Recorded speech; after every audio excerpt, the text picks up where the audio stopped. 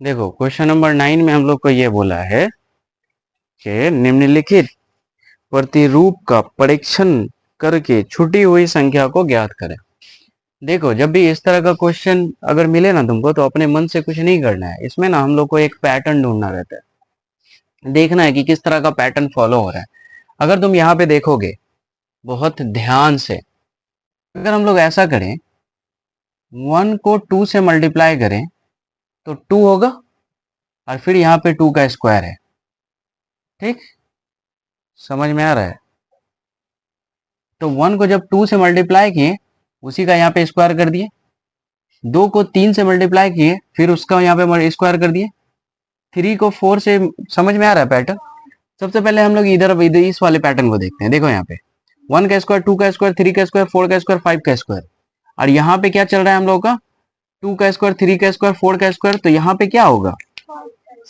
क्यों पता चला? क्योंकि यहाँ पे 1 2 3 4 5 6 और यहाँ पे 2 3 4 5 6 7। तो यहाँ पे क्या होना चाहिए?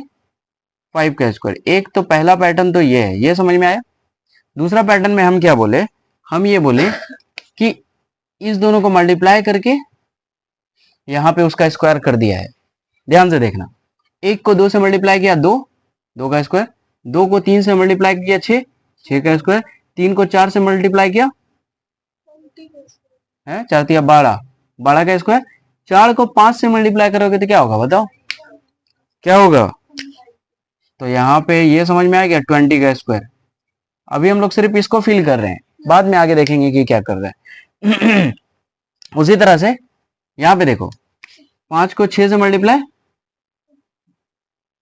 और यहाँ पे 6 को 7 से मल्टीप्लाई। यहां तक समझ में आया? अब इस पैटर्न को नोटिस करते हैं। 2 का स्क्वायर है, एक बढ़ा के 2 में 1 जोड़ दिया। यहाँ पे क्या किया था? अगर आप लोग ध्यान से देखोगे ना, यहाँ पे देखो, यहाँ पे क्या किया? 2 इंटू 1 किया और यहाँ पे 2 प्लस 1 किया। ध्यान से देखो, क्या मतलब कि जो भी संख्या आया है उसमें एक जोड़ के उसका स्क्वायर कर दिया। दिख रहा है ना? 2 में 1 जोड़े 3 का स्क्वायर कर दिए, 6 में 1 जोड़े 7 का स्क्वायर कर दिए, 12 में 1 जोड़े 13 का स्क्वायर कर दिए, 20 में 1 जोड़े 21 का स्क्वायर कर दिए, 30 में 1 जोड़े 31 का, तो 42 में 1 जोड़ के।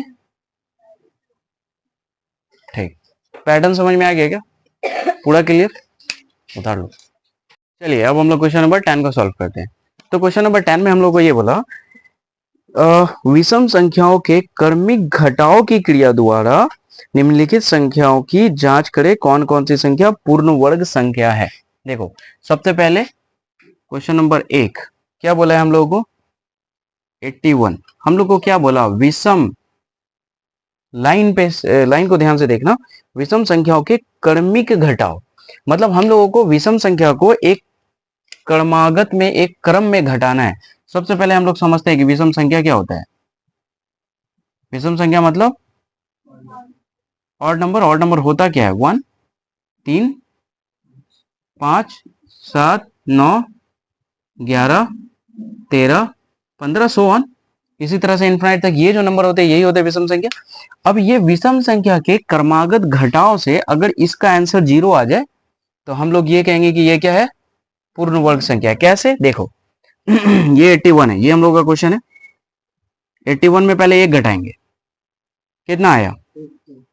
अब 80 में 3 घटाएंगे, कितना आएगा बताओ? इसमें फिर 5 घटाएंगे, कितना आएगा बताओ? 72 में क्या घटाएंगे बताओ? 7, कितना आएगा बताओ? 65। 65 में फिर 9 घटाओ, कितना आएगा बताओ? 56।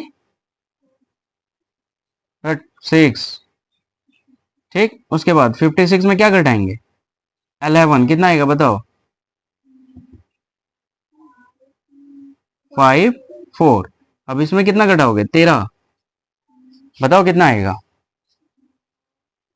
2 और 3। अब इसमें क्या घटाओगे?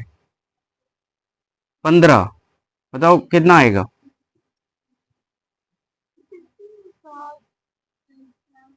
17।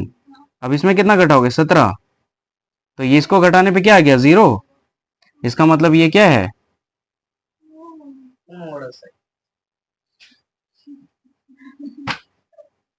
पूर्ण वर्ग संख्या मतलब परफेक्ट स्क्वायर नंबर। क्या समझ में आया? यही तरीका है। तो ये सारे क्वेश्चन को आप लोग इसी तरह से घटाकर, अगर उसका लास्ट में जो आप लोग घटाओगे, अगर सबको घटाने के बाद जो वैल्यू अगर 0 आ गया, इसका मतलब वो क्या होगा? पूर्ण वर्ग संख्या होगा। क्या ये समझ में आया क्या? ठीक है, 10 का 1 उतार लो। ये हम लोग का क्वेश्चन है, यहाँ से सॉल्यूशन है। बाकी आप लोग क्वेश्चन बना के आना इस पे।